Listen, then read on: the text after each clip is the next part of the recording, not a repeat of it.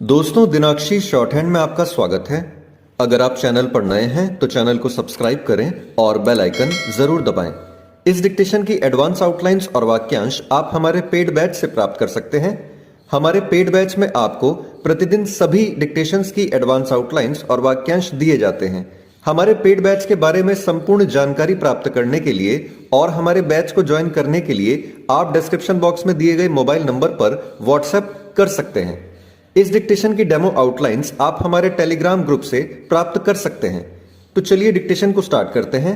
Dictation 5 second बाद start होगी। Ready, start.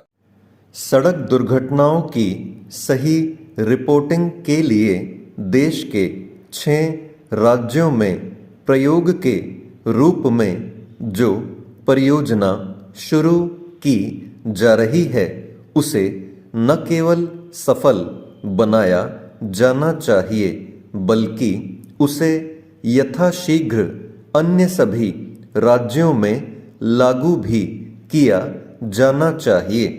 सड़क परिवहन मंत्रालय आईआईटी मद्रास की मदद से अधिक दुर्घटना वाले मध्य प्रदेश, उत्तर प्रदेश, तमिलनाडु, कर्नाटक, बिहार और राजस्थान में जो पायलट प्रोजेक्ट का दायरा बढ़ाने जा रहा है वह इसलिए महत्वपूर्ण है क्योंकि अपने देश में न तो सड़क दुर्घटनाओं की सही तरह से रिपोर्टिंग होती है और न ही उनकी छानबीन।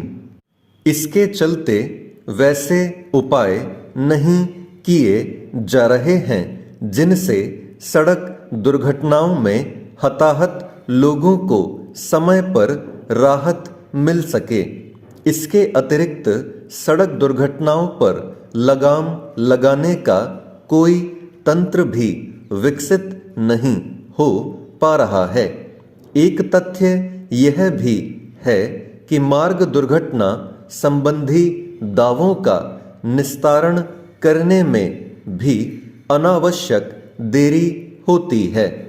इस देरी को देखते हुए ही पिछले दिनों सुप्रीम कोर्ट ने सभी राज्यों के मुख्य सचिवों को यह निर्देश दिया कि सड़क हादसों की रिपोर्ट तुरंत दर्ज करने की व्यवस्था करें।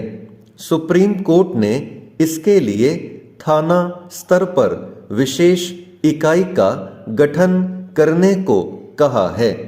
पता नहीं ऐसा कब तक हो सकेगा क्योंकि यह किसी से छिपा नहीं कि पुलिस किस तरह संख्या बल के अभाव से जूझ रही है।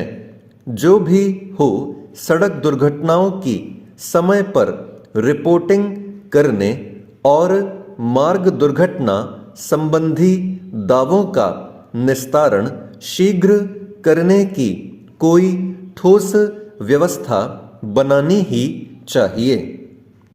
इससे संतुष्ट नहीं हुआ जा सकता कि पिछले कुछ समय से सड़क दुर्घटनाओं को लेकर विभिन्न स्तरों पर खूब चर्चा हो रही है क्योंकि इन दुर्घटनाओं को रोकने के लिए जैसे उपाय किए जाने चाहिए वे नहीं किए जा पा रहे हैं।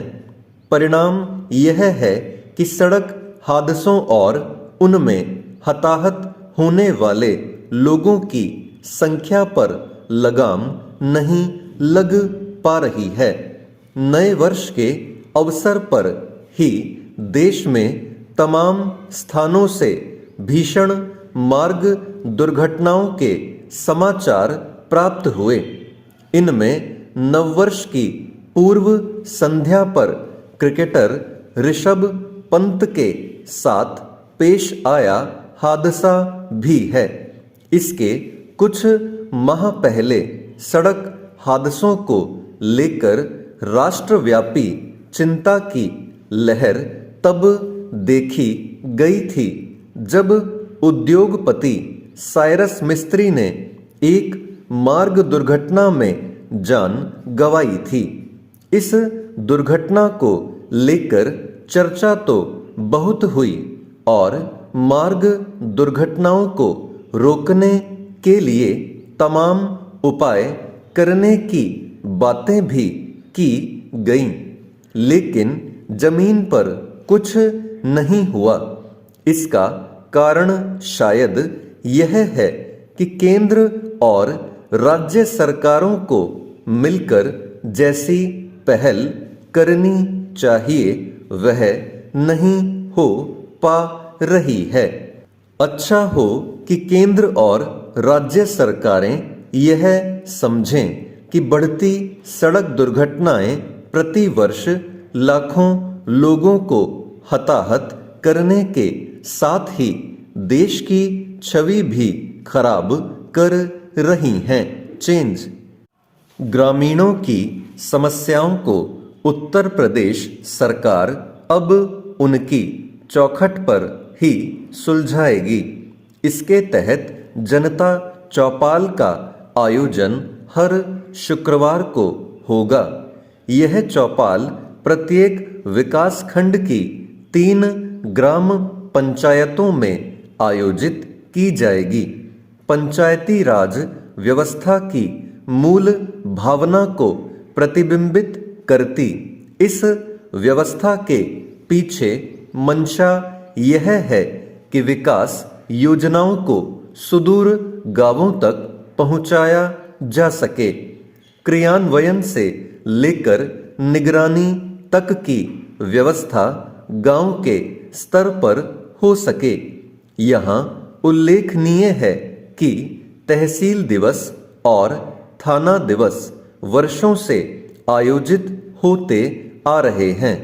इसके साथ ही विचारणीय प्रश्न यह भी है कि क्या तहसील दिवस और थाना दिवस अपने उद्देश्यों की पूर्ति कर पा रहे हैं या सिर्फ अधिकांश स्थानों पर खाना पूर्ति ही कर दी जाती है।